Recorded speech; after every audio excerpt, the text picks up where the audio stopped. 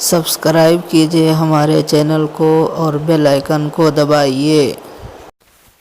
بسم اللہ الرحمن الرحیم۔ زبان کی لغزش۔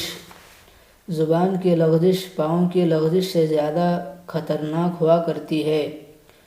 پاؤں پھسل جائے تو انسان دوبارہ کھڑا ہو جاتا ہے، لیکن زبان سے غلط بات نکل جائے تو پھر اختیار میں کچھ نہیں رہتا۔ حضرت حسن بصری رحمۃ اللہ علیہ اپنی مجالس میں اکثر فرمایا کرتے تھے کہ مجھے ایک چھوٹی سی بچی نے نصیحت کر دی۔ کسی نے پوچھا حضرت کیا نصیحت کی؟ فرمایا ایک مرتبہ بارش ہوئی تھی اور کیچڑ تھا، لوگ بڑے احتیاط سے چل رہے تھے، میں بھی جا رہا تھا، میں نے ایک بچی کو آتے ہوئے دیکھا، میں نے کہا بیٹی احتیاط سے چلنا، کہیں پھسل نہ جانا۔ اس نے مجھے دیکھ کر کہا میں پھسل بھی گئی تو دوبارہ کھڑی ہو جاؤں گی، ذرا آپ اپنا خیال رکھنا، اگر آپ پھسل گئے تو امت کا کیا بنے گا؟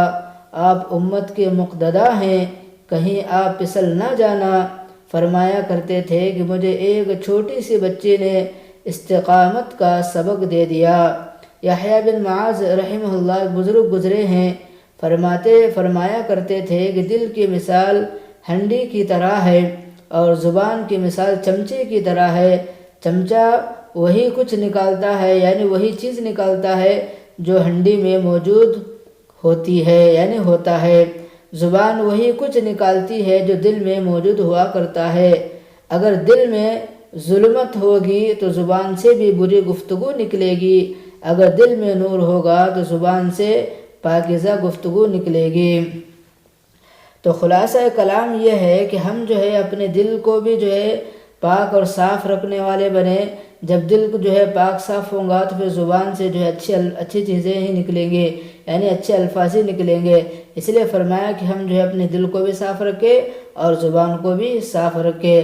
بس اللہ سے دعا ہے کہ اللہ تعالیٰ مجھے اور آپ کو ان تمام باتوں پر عمل کی توفیق عطا فرمائے۔